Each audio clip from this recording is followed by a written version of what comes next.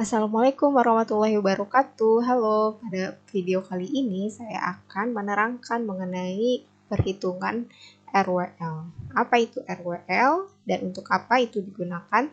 Mari kita simak video sampai selesai. Baik, jadi RWL itu adalah sebuah panduan dari NIOSH. NIOSH itu adalah National Institute of Occupational Safety and Health pada tahun 1991. Ya, mereka mengeluarkan sebuah panduan mengenai batas maksimum beban yang boleh diangkat oleh pekerja untuk berbagai kondisi pengangkatan. Ya, nah jadi di sini digunakan khusus untuk angkat-angkut manual, ya. Kegiatan angkat-angkut manual. Nah, kemudian penetapan batas beban tersebut didasari oleh hasil-hasil penelitian yang menggabungkan pendekatan biomekanika, fisiologi, psikofisis, ya. Dan batas pengangkatan tersebut dikenal dengan RWL atau Recommended Weight Limit. Ya, jadi di sini adalah sebuah standar, ya, standar perhitungan. Nah, di mana rumus RWL itu adalah yang ini, LC dikali HM dikali VM dikali DM dikali AM dikali FM dikali CM, ya. Di mana setiap faktor ini memiliki nilai maksimum 1. Oke, baik. Kita terangkan satu-satu apa itu definisi, ya, definisi dari masing-masing singkatan ini, ya. RWL itu adalah batasan beban yang direkomendasikan, kemudian LC itu adalah konstanta pembebanan, di mana besarnya konstanta itu adalah selalu tetap, ya. Besarnya adalah 23 kg.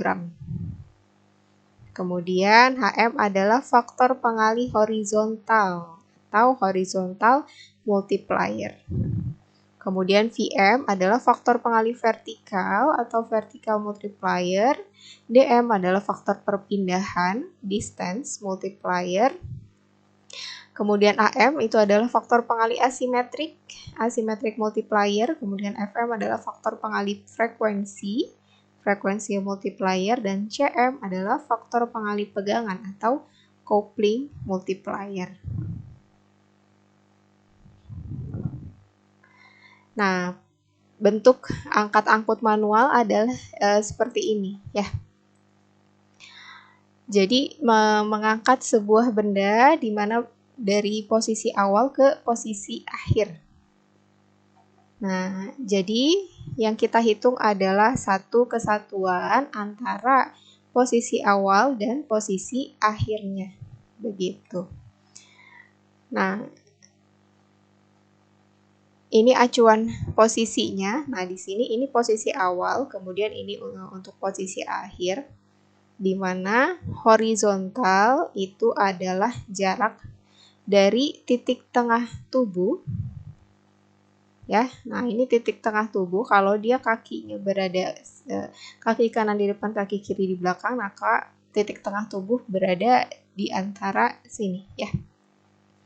Ini titik tengah tubuh, ya, ke bendanya. Kalau awalnya bendanya di sini, maka ini awal benda. Kemudian kalau akhirnya di sini, ini adalah akhir bendanya berada setelah diangkat, gitu, ya. Itu horizontal. Horizontal berarti yang ini, ya. Nah, kemudian vertikal itu berarti yang lurus seperti ini. Vertikal, kita cari vertikal itu berarti dari jarak lantai ke benda awal dan benda akhir. Nah, kemudian distance itu adalah benda dari posisi awal ke posisi akhir, jaraknya berapa. Oke, baik, kita lanjut lagi, ya, di sini.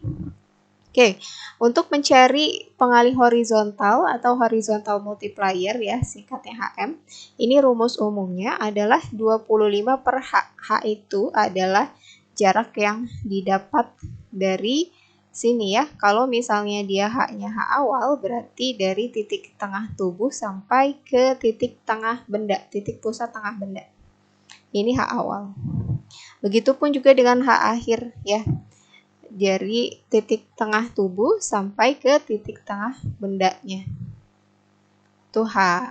Nah, ini kemudian nilainya dimasukkan 25 per H. Atau kita bisa menggunakan tabel ya. Misalnya di sini jarak antara H-nya itu adalah 25 cm. Maka dia bernilai 1. Kita ikutin garisnya 25 ke atas ya. Ketemu garis hijau, berarti nilainya 1.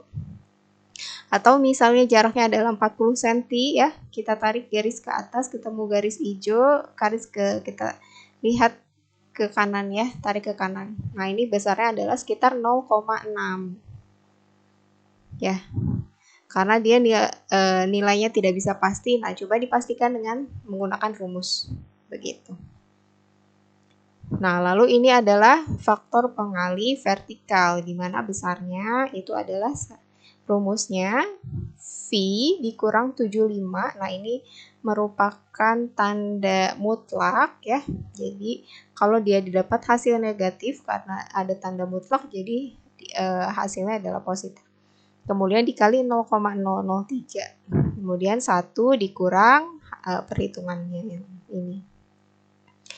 Oke, itu Vm ya. V itu adalah jarak vertikal ya. Vertikal itu berarti dari lantai ke atas, dari lantai ke benda. Nah, misalnya vertikal awal itu dari lantai ke titik tengah bendanya, ke bawah bendanya. Kemudian V akhir itu adalah dari awal sampai ke titik sampai ke benda bagian bawahnya. Nah, bisa juga dengan menggunakan tabel. Misalnya di sini jaraknya itu adalah 75 cm. Nah, kita lihat 75 cm, kita tarik ketemu garis hijau, kita tarik ke kanan, maka dapatnya adalah 1. Kemudian misalnya kita tarik 40 ya, kita tarik ke atas garis hijau, maka dapatnya adalah 0,9. Begitu. Nah, lalu faktor pengalih jarak atau distance multiplier ya. Ini rumusnya 4,5 per D. Distance itu adalah biasanya H awal dikurang H akhir. Ya. Jarak 4,5 per D, terus kemudian 0,82 ditambah hasilnya. Atau bisa juga dengan menggunakan tabel ya. Misalnya 80 D-nya kita lihat ketemu garis hijau, tarik ke kiri ya, sekitar 0,8. Nah, lalu ini faktor pengalih asimetri ya. Faktor pengalih asimetri digunakan apabila terjadi perubahan sudut ya tubuh, posisi tubuh. Misalnya posisi tubuh yang tadinya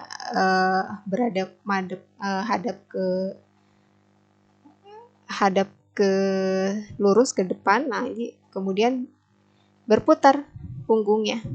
Nah, ini ada ada nilai asimetri ya, ada sudut asimetri di sini. Begitu. Sudut asimetri kalau kita lihat besarnya A-nya itu berapa sudutnya. Nah, kita masukkan di sini ke angka ya. Angkanya itu dia tadi nilai mutlak, kemudian dikali 0,032. 0,0032 kemudian 1 dikurang sekian, itu adalah asimetri multiplier. Nah, atau kalau dengan menggunakan tabel, misalnya sudutnya itu adalah sebesar 90 derajat. Nah, berarti sekitar di sini ya, 90 derajat. Itu berarti kita tarik garis, kemudian ketemu garis hijau ya. Di sini dapat sekitar 0,7 sekian gitu. Oke ya, jadi faktor pengalih asimetri digunakan apabila terdapat perubahan sudut tubuh ya. Antara sebelum dan sesudah pengangkatan.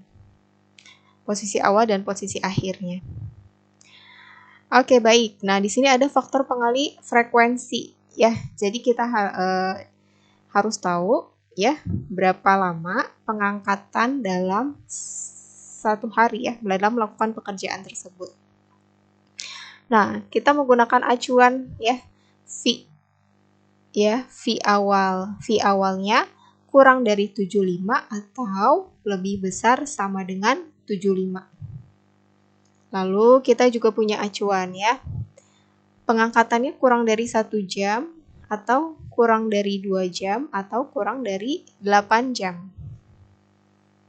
Ya, misalnya dalam sehari dia melakukan pengangkatan itu selama 2 jam, berarti kita pilih yang ini. Nah, lalu frekuensi liftingnya, frekuensi dia melakukan pengangkatan per menit ada berapa? 1 pengangkatan per menit atau 2 pengangkatan per menit atau 3 pengangkatan per menit ya. Nah, kemudian di sini misalnya durasinya kurang dari 2 jam, lalu initial load-nya V awalnya di 0,88 ya. Jadi frekuensi liftingnya misalnya 1 dapat 0,88. Itu adalah faktor pengali frekuensi. Baik, ini adalah pengali pegangan atau coupling. Jadi pada saat kita memegang sebuah benda itu apakah benda tersebut dapat dipegang dengan mudah, dengan cukup baik atau sangat buruk pegangannya. Ya, kemudian acuannya juga dengan menggunakan initial load atau posisi awal benda tersebut. Misalnya kalau kurang dari 75 cm, apabila couplingnya good, maka nilainya 1. Nah, tidak ada acuan yang pasti untuk menetapkan nilai ini ya. Jadi bisa dirasakan misalnya kalau mengangkat sebuah kardus itu biasanya tidak ada pegangan ya, tidak ada pegangan. Nah, berarti bisa kita masukkan ke dalam kategorinya adalah fair misalnya, cukup. Begitu. Kalau mengangkatnya itu adalah bola licin gitu ya, yang tidak ada pegangannya, boleh dia menggunakan pur. Begitu. Ya, kemudian analisis RWL-nya, nah itu dengan menggunakan namanya lifting index ya, lift index. Lift index itu adalah beban aktualnya dalam pengangkatan tersebut dibagi RWL hasil perhitungan. Ya. Nah, kita ada interpretasi ya kalau L1-nya kurang dari LI-nya kurang dari 1 berarti masih dikatakan oke. Kalau L1-nya lebih besar dari 1, nah ini mungkin dapat meningkatkan resiko ya. Kalau lebih dari 3, nah ini bisa meningkatkan resiko ya, kecenderungannya bisa meningkatkan resiko. Baik, kita ini contohnya ya. Ini adalah sebuah pengangkatan awal dan akhir. Ya, di mana ini pengangkatan sebuah benda dari lantai bawah, kemudian tujuannya itu adalah ke atas meja. Ya. Ke atas meja. Ini pengangkatannya ya. Jadi kita lihat di sini horizontalnya ya, horizontal itu adalah horizontal itu ada jarak titik tengah tubuh terhadap titik tengah benda. Nah, dari sini sekitar di tengah-tengah kaki ini sampai ke tengah benda itu adalah sekitar 13 cm misalnya. Kemudian V-nya itu adalah dari lantai ke titik tengah benda juga itu sebesar 13,5. Kemudian A-nya 0 ya, dia A-nya 0 berarti tidak ada terjadi twisting di punggung ya atau lurus gitu ya. Nah, kemudian di sini H akhirnya itu adalah jarak dari titik tengah tubuh sampai ke titik tengah benda adalah sebesar 41,5 ini ya di sini. Kemudian V-nya jarak dari lantai sampai ke titik tengah benda itu adalah 89 dan asimetrisnya itu 0. Nah, ini D itu adalah 89 kurang 13,5. Frekuensinya sebesar 1 pengangkatan per menit. dan pegangannya fair, cukup ya. Di sini dia mengangkat kardus, bisa dibilang pegangannya cukup, bisa ya, cukup. Nah, lalu kita hitung ya. HM startnya, HM awalnya tadi 20, kita masukkan angka-angka tadi ya. Angka yang ini ya, ini kita masukkan ke dalam rumus HM, VM, HM ya. Ini HM awal 25 dibagi 13 ya, dibulatkan ini kira-kira menjadi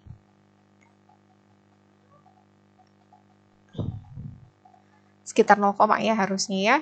Kemudian N-nya 25 dibagi 4, 1,5 ya. Oke, ini satu lebih. Karena maksimal 1 berarti di sini ditulisnya 1 gitu.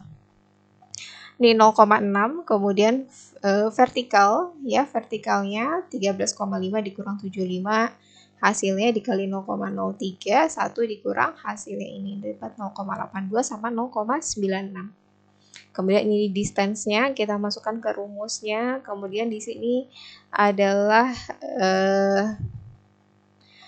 asimetri ya, karena tadi tidak ada perubahan pada derajat sudut, berarti di sini nilainya adalah 0. Nah, kemudian ini adalah coupling ya. Couplingnya itu adalah fair. Nah, V-nya kalau tadi ya di bawah 75 cm dapat 0,95, kemudian hasil pengangkatannya di sekitar 89 ya. Jadi hasilnya di atas 75 sampai dengan 1. Kemudian ini vertical multiplier 1 per menit kurang dari 2 jam. V-nya kurang dari 75. Dapatnya 0,88.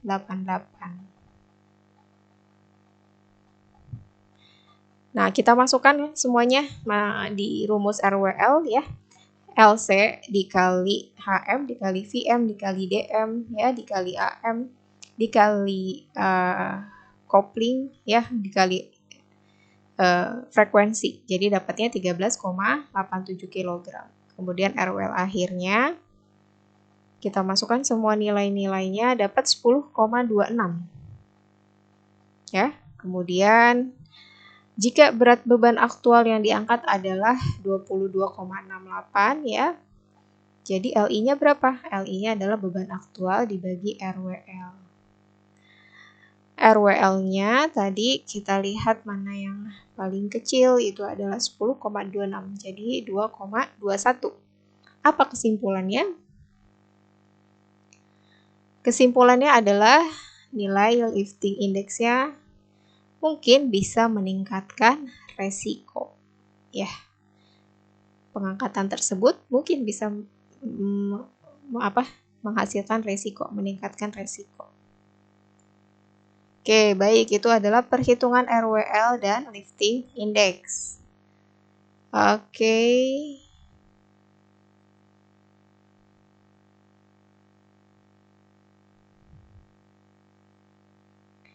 Ya, baik. Nah, ini tugasnya itu adalah membuat simulasi pengangkatan benda ya, analisis dengan menggunakan RWL dan buat kesimpulannya berdasarkan lifting index. Oke, kalau dibuat 4 orang itu agak susah ketemunya. Bisa misalnya satu orang. Satu orang itu yang memeragakan, terus orang yang lain itu dan orang tersebut gitu, 4-4-nya. Coba hitung ya, mau simulasi pengangkatan benda, kemudian dihitung RWL-nya berapa ya. Jadi melakukan seperti ini contohnya. Pengangkatan seperti ini ya.